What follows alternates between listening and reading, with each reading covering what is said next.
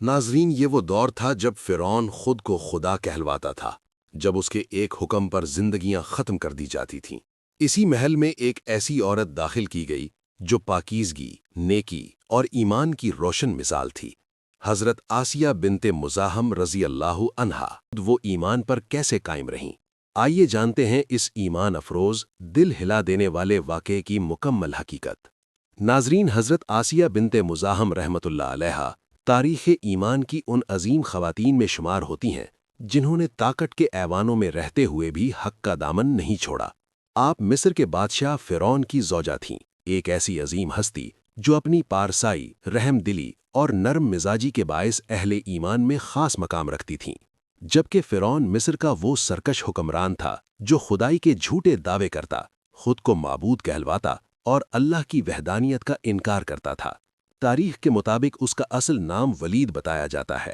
یہی وہ شخص تھا جس نے بے گناہوں پر ظلم کے پہاڑ توڑے، بنی اسرائیل کو غلام بنایا، ہزاروں بچوں کو قتل کروایا اور اپنے انجام کے ذریعے قیامت تک کے لیے عبرت کی نشانی بن گیا۔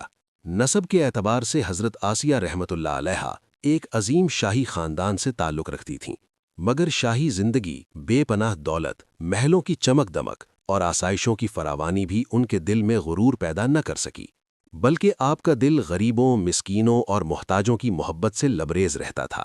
آپ کھلے دل سے صدقہ و خیرات کرتیں، ضرورت مندوں کی مدد کرتیں، اسی لیے اہل علم نے آپ کو ام المساکین یعنی مسکینوں کی ماں کہا۔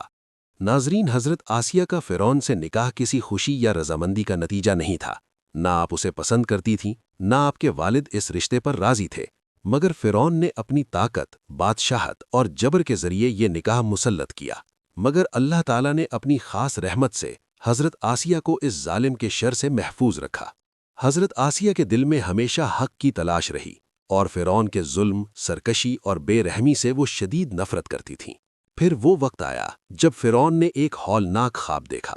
نجومیوں نے تعبیر بتائی، بنی اسرائیل میں ایک ایسا بچہ پیدا ہوگا جو تیری سلطنت کے زوال کا سبب بنے گا۔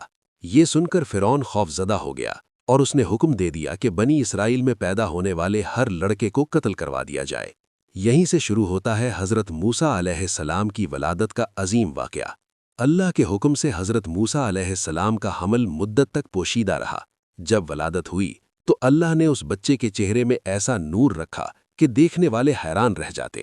جب خطرہ بڑھا تو اللہ نے حضرت موسیٰ کی والدہ کے دل میں الہام فرمایا، اسے دودھ پلاتی رہو، پھر جب خوف ہو تو اسے دریا میں ڈال دو، نہ ڈرو نہ غم کرو، ہم اسے تمہاری طرف واپس لوٹا دیں گے۔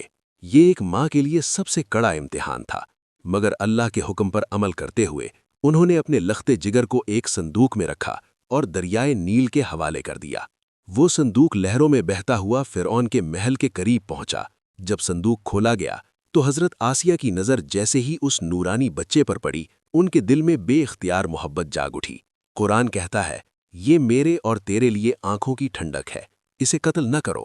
حضرت آسیہ نے فرعون سے کہا، اس بچے کو زندہ رہنے دو، شاید یہ ہمارے لیے فائدہ مند ہو یا ہم اسے بیٹا بنا لیں۔ یوں اللہ نے اپنے نبی موسیٰ علیہ السلام کو دشمن کے محل ہی میں پرورش عطا فرمائی۔ ناظرین، حضرت آسیہ نے نہ صرف حضرت موسیٰ علیہ السلام کو اپنی آغوش میں لیا، بلکہ بعد میں جب موسیٰ علیہ السلام نے نبوت کا اعلان کیا تو آپ نے حق کو پہچان لیا۔ فرعون کے محل میں رہتے ہوئے، ظلم کے سائے میں سانس لیتے ہوئے آپ دل سے ایمان لے آئیں، مگر جب فرعون کو یہ معلوم ہوا تو اس کا غرور آگ بن گیا۔ اس نے پہلے سمجھایا، پھر دھمکایا، پھر اذیتیں دیں، مگر حضرت آسیہ نے ایک لمحے کے لیے بھی حق کا دامن نہیں چھوڑا۔ روایات میں آتا ہے کہ فرعون نے آپ کو سخت دھوپ میں زمین پر لٹوا دیا، ہاتھ پاؤں باندھ دیے، سینے پر بھاری پتھر رکھوا دیا، مگر اس حال میں بھی حضرت آسیہ کی زبان پر صرف ایک دعا تھی، اے میرے رب، میرے لیے اپنے پاس جنت میں ایک گھر بنا دے اور مجھے فرعون اور اس کے اعمال سے نجات دے۔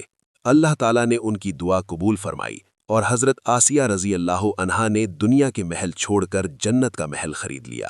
ناظرین، یہ تھی حضرت آسیہ بنت مزاحم رضی اللہ عنہا کی وہ عظیم داستان جو ہمیں سکھاتی ہے کہ اگر دل میں سچا ایمان ہو تو فرعون جیسے ظالم کے محل میں رہ کر بھی انسان اللہ کا ہو سکتا ہے۔ یہ قصہ صرف ایک عورت کی آزمائش نہیں، بلکہ ایمان، صبر، استقامت اور حق پر ڈٹے رہنے کی لازوال مثال ہے۔ اللہ ہمیں بھی حضرت آسیہ جیسا ایمان، صبر اور حق پر ثابت قدمی عطا فرمائے۔ آمین۔